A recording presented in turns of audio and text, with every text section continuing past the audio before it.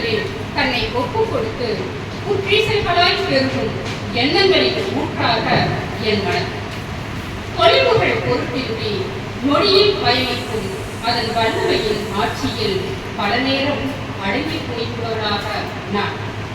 இது சரி, இது தவறு, இது பள்ளம், இது மேலே, இங்கு செல்லாதே, அதை செய்யாதே என சதா எச்சரித்துக் கொண்டிருக்கும் புத்தியின் சொல்லுக்கு அதிகாரம் உண்டெனினும் ஏற்பதன் வழி அறிந்தவர்களாகத்தான் நான் உட்பட நீங்கள்.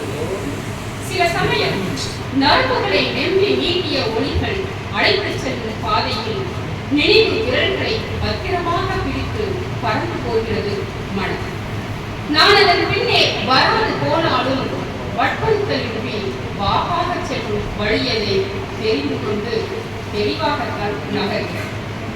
எங்கோ சென்று எதிலோ பிணைந்து எதுவுமே அறியாதது போல என்னோடே ஓட்டிக்கொள்ளும் அது கொஞ்சம் அப்படி இப்படித்தான்.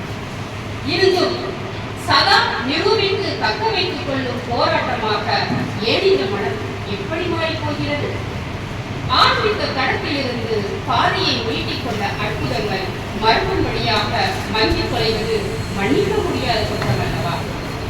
எடுத்தும் கொடுத்தும் கொண்ட பூரணத்துவங்கள் கசங்கும் படிக்கும் பலவீன மாதிரி சவளை கொண்ட மனம் தத்தளிப்பது புரிகிறது. ஆனாலும் என்ன செய்ய? தேற்றுதலுக்கான வழியெல்லாம் கையகப்படுத்தி இருக்கும் காலத்திற்குத்தானே தெரியும். தேற்றுதலுக்கான வழியெல்லாம் கையகப்படுத்தி இருக்கும் காலத்திற்குத்தானே தெரியும். எது எப்படியும் மழை வந்து அழைக்கும் போதெல்லாம் ரசிக்க போய்கிறது மனம். ஜன்னல் கம்பிகளில் கைகளை பிடிக்க சொல்லி உறுதியாக உங்களது கொள்கை, உறுதியாக உங்களது கொள்கை.